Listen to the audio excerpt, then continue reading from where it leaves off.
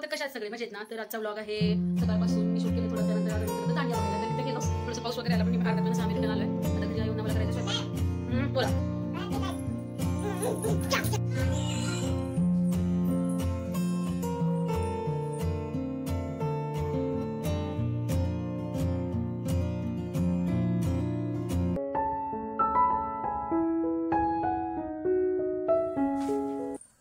Hello hi. तर कशात सगळे मजेत ना. तर चला तर म्हणलं आज बऱ्याच दिवसानंतर ना मी तुमच्याबरोबर ब्लॉग शेअर करत आहे.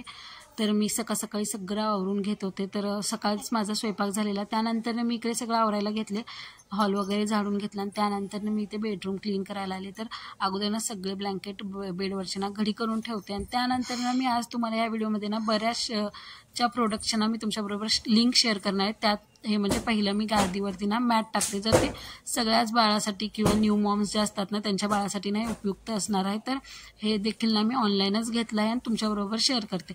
हे बेडवरती टाकून दिलं ना इझिली त्यावरती बाळं आपल्या खेळू शकतात किंवा जे बाळ छोटे असतात आणि सूचा जो प्रॉब्लेम वगैरे असतो ना त्यामुळे ना बेड देखील आपलं खराब होऊन जातं. आणि त्यात तर आता पावसाळा देखील सुरू आहे सगळीकडं. तर कंपल्सरी ना मी माझ्या बेडवरती तर कंपल्सरी टाकूनच ठेवते. तर तुमच्याबरोबर म्हणलं की ह्या व्लॉगमध्ये देखील ही माहिती शेअर करावी.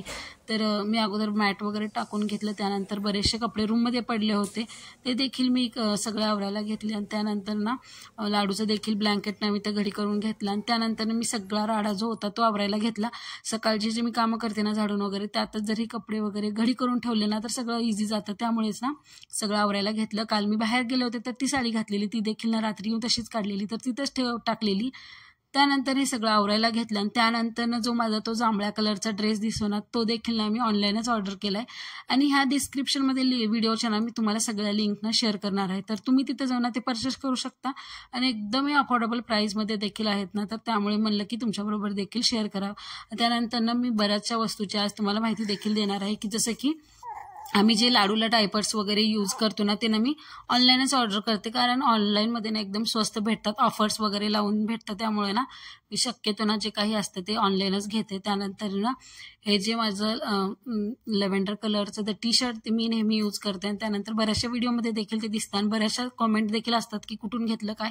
तर ह्याची देखील ना लिंक मी तुम्हाला ह्या डिस्क्रिप्शन बॉक्समध्ये देते. आणि त्यानंतर ना चला तर मी तुम्हाला म्हणलं होतं तर हे डायपर्स वगैरे आम्ही कुठून घेतो तर हे डायपर्स ना मी फर्स्ट क्रायवरून ऑर्डर करते.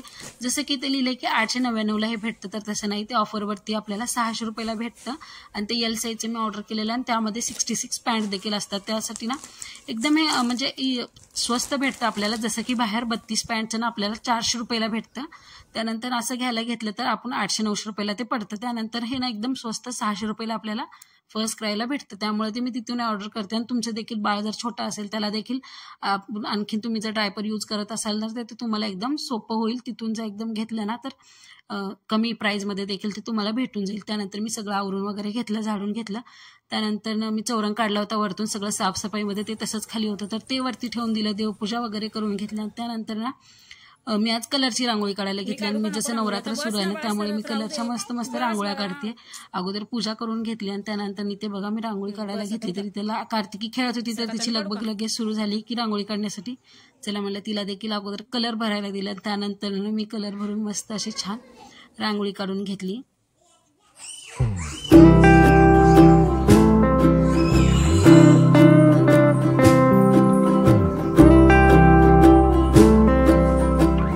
तर माझी सकाळची जी कामं होती ना ती देखील मी आवरून घेतली. जसं की रांगोळी काढणं, पूजा करणं. तोपर्यंत ना कार्तिकी खेळत असते तर तिचं ना इकडं काय सकाळचं दूध पिली आली होती ती. त्यानंतर तिला आता जेवायसाठी नाही मी ते पराठा घेतला मी करायला. त्यानंतर मी पराठा बनवण्यासाठी अगोदर काय बटाटा एक नॉर्मल उकडून घेते आणि त्यानंतर ना आज गाजर होतं म्हणून ना मी त्यात शक्यतो ज्या व्हेजेस वगैरे असतात ना भाज्या ते घालण्याचा प्रयत्न करते वरतून. तर त्यानंतर मी गाजर किसून घेतलं. त्यानंतर थोडं ठेचलेलं लसूण घातले, थोडंसं नकळत हळद, मीठ. बाळ जर तिखट खात असेल तर तुमचं बेबी तर तुम्ही तिखट घालू शकता. त्यानंतर मस्त असं फोल्ड करून चपातीच्या कणकेमध्ये तर ते मी इथे लाटून घेतलं आणि मी सकाळी स्वयंपाक करून घेतलेला. तसं तर कार्तिकीसाठी ना एक पराठ्याचं मी कणिक ठेवून घेतलेलं आणि त्यानंतर ना तिच्यासाठी ना मस्त पराठा करून दिला. तर एकदम इझी देखील आहे आणि बाळं देखील आवडीने खातात कारण बटाटा असतो त्यामध्ये. त्यानंतर मी मेथीचा वगैरे पराठा करते पण ते आता सहज नव्हतं करायचं तर यासाठी मी तर काय मेथी वगैरे काय नाही घातली. तर त्यासाठी मी फक्त एक बटाटा उकडून घेतला, त्यामध्ये फक्त गाजर एक खिसून घातलं आणि त्यानंतर वरतून थोडेसे जे काय मसाले वगैरे असतात ते आणि मस्त ना तव्यावरती दोन्ही बाजूने तूप लावून छान असं शेकून घ्यायचं. त्यानंतर ती देखील आवडीनं खाते आणि अधूनमधून मी कार्तिकीला असं बटाट्याचं काहीतरी देते, त्यामुळे ती एन्जॉय करून खाते. तिथे बघा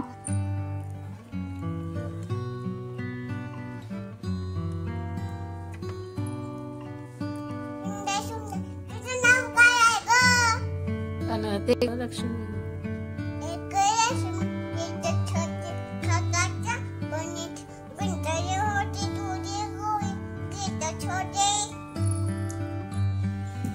त्यानंतर ना मी तुमच्यासोबत शेअर करणार आहे उपवासाचा डोसा आपण कसं बनवायचं. त्यासाठी नाही तर मी छोटे 3 बटाटे घेतले आहेत, तुमच्या क्वांटिटीनुसार तुम्ही घेऊ शकता. त्यानंतर ना ह्याची साल काढून घेतली आणि त्यानंतर ना त्या 3 बटाट्याला ना खिसून घ्यायचं आणि 1-2 पाण्याने ना छान स्वच्छ धुवून घ्यायचं. त्यानंतर एका भांड्यात ना बटाट्याचा खीस घ्यायचा आणि त्यानंतर आपल्याला त्यामध्ये ऍड करायचं आहे भगर, आणखी साबुदाण्याचं पीठ आणि त्याचबरोबर हिरवी वाटलेली मिरची. तर भगर साबुदाण्याचं पीठ घालायचं, थोडी वाटलेली मिरची, त्यानंतर मोठंसर वाटलेलं शेंगदाण्याचं कूट घालायचं. त्यानंतर तुम्हाला जर उपवासाला जिरे व कोथिंबीर चालत असेल तर तुम्ही ते ऍड करू शकता. मी ते फक्त जिरे घातले आहेत. त्यानंतर ना तुम्हाला एक टिप देऊ का, तर लास्ट टाइम मी एकदा केलं होतं हे तर डोसा, त्यामध्ये ना मी काय घातलेलं माहिती आहे, तर मी जे हे डोसाचं बॅटर आहे ना ते संपूर्ण मी ताकामध्ये भिजवलं होतं. त्यामुळे ना ते इतकं छान फर्मेंट झालं होतं आणि आंबू देखील लागत होतं. त्यासाठी ना मी ताक यूज केलेला. त्यानंतर चिमूटभर असा वरतून ना सोडा घातलेला. ह्यावेळेस माझ्याकडे ताक नव्हते, यासाठी ना मी फक्त ते पाण्यामध्येच बॅटर भिजवून घेतलं. तुमच्याकडे ताक असेल तर तुम्ही त्यामध्ये छान असं भिजवून घेऊ शकता. त्यानंतर ना ह्याला आपल्याला 10-15 मिनिटासाठी ना छान असं रेस्टला ठेवून द्यायचं. त्यानंतर छान असा आपला डोसा बनून तयार होतो. का झुट्टी काढलीत बरं, किती छान छान बांधले होते मी 2-2 महिन्यात. तुला इकडं तिकडं बघू का काय राहिलीस?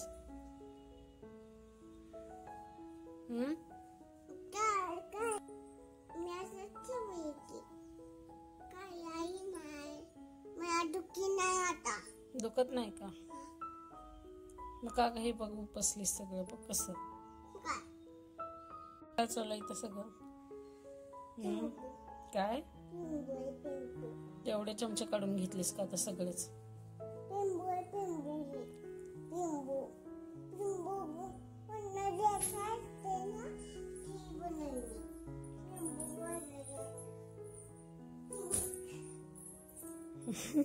कसं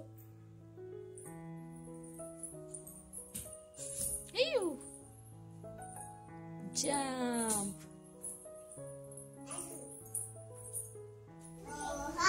चला तर मग हे आपलं बॅटर ना छान असं 10-15 मिनिट ना भिजलं आहे. तर त्यानंतर आपल्याला इथे डोसे बनवायला घ्यायचे आहेत. त्या अगोदर ना इथं गॅसवरती डोस्याचा तवा आपल्याला यूज करायचा, त्याला तेल वगैरे काय नाही लावून घ्यायचं. त्यानंतर मोठा गॅस करून ना त्यावरती डोस्याचं बॅटर व्यवस्थित असं पसरवून घ्यायचं. तुम्हाला जर डोसा पातळ हवा असेल तर तुम्ही हे पीठ आणखीन थोडं पातळ करू शकता. त्यानंतर छान असा डोसा पसरवून घ्यायचा. अगोदर मोठा गॅस ठेवून घ्यायचा. त्यानंतर ना लो टू मीडियम गॅसवरती ना ह्याला क्रिस्पी होईपर्यंत छान असं दोन्ही बाजूनं भाजून घ्यायचं आहे आपल्याला. चला तर मग मी इन्स्टंट असे होणारे आपले उपवासाचे डोसे तुम्हाला तर दाखवलेच, पण त्यात ना आमच्या दोघीचं बघा इथे कसं कन्व्हर्सेशन चालू होतं. मी इकडे डोसे बनवत होते तोपर्यंत ना लाडूला ना छान असे आई शिकवत होते. आणि त्यानंतर हे आपल्याला छान असं थोडं पचलं ना तर त्यावरती थोडीशी तेलाची आपल्याला ना धार टाकायची. त्यामुळे ना दोन्ही बाजूने छान असा डोसा आपल्याला बनवून तयार होतो. तुम्ही देखील नक्की उपवासासाठी तुमच्या ट्राय करू शकता इन्स्टंट असे उपवासाचे डोसे. तर तुम्ही देखील नक्की ट्राय करून बघा. मस्त क्रिस्पी लागतात, छान देखील लागतात. तर व्यवस्थित दोन्ही बाजूने आपल्याला ह्याला थोडं मंद गॅसवरती किंवा मीडियम गॅसवरती ना भाजून घ्यायचे आहेत. त्याच नंतर ना मी उपवासाचे डोसे तर बनवून घेतले, मी देखील फराळ करून घेतले आणि त्यानंतर ना मस्त असे डोसे बनवून दाखवले तुम्हाला.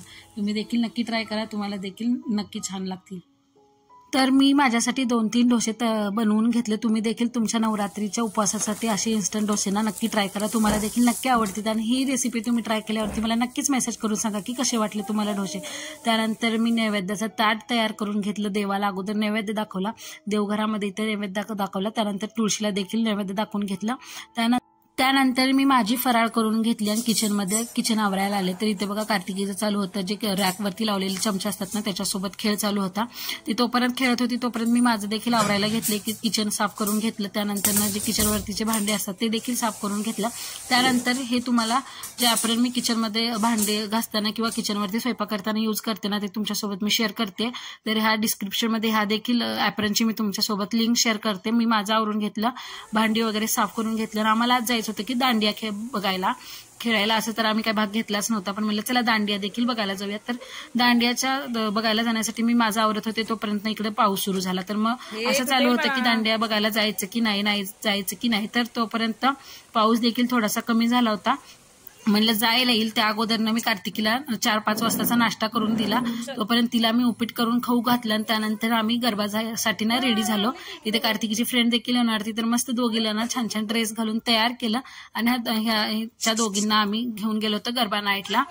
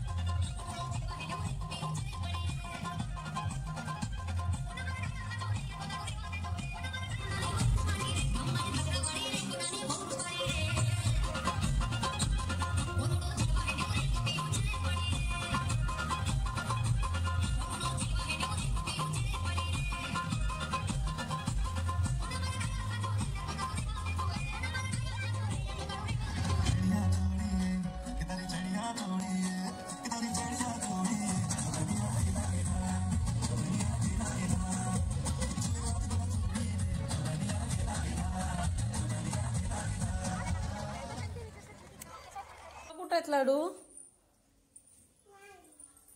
कुठे गेले सोडून आपल्याला?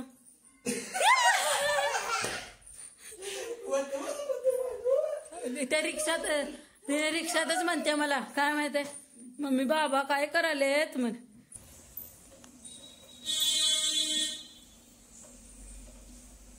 तर आता ना मी इथं आले बाहेरून तर भाजी करून घेतली मी माझ्यासाठी उपवासाची. त्यानंतर इथं मी कुकरमध्ये भातुरण लावलं आणखीन रताळे पण लावून दिले. त्यानंतर ना हा व्हिडिओ ना मी इथंच एंड करते. अशाच माझ्या व्हिडिओजला लाईक करा, चॅनलला आणखीन सबस्क्राईब केलं नसेल तर चॅनलला सबस्क्राईब करा. तोपर्यंत तुमची काळजी घ्या, भेटूया नेक्स्ट व्हिडिओमध्ये. तोपर्यंत बाय बाय. Bye bye. तर बाय बाय.